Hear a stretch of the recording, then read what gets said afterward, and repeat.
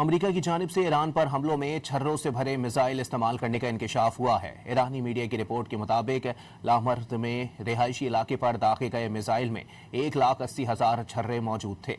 ये छर्रे मिसाइल फटने से कई मीटर दूर 2 वाक़ई घर तक पहुंचे, जिससे एक बच्ची भी शहीद हो गई।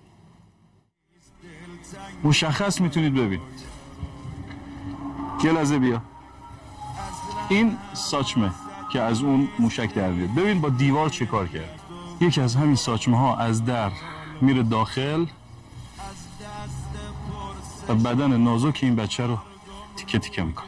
अमेरिका की जानिब से ईरान पर हमलों में छर्रों से भरे मिसाइल इस्तेमाल करने का इंकशाफ हुआ है। ईरानी मीडिया की रिपोर्ट के मुताबिक लामर्द में रिहायशी इलाके पर दागे गए मिसाइल में 1,80,000 छर्रे मौजूद थे। ये छर्रे मिसाइल फटने से कई मीटर दूर 2 वाक़ई घर तक पहुंचे, जिससे एक बच्ची भी शहीद हो गई। مشخص میتونید ببینید. یه لحظه بیا. این ساچمه که از اون موشک در میاد. ببین با دیوار چه کار کرد.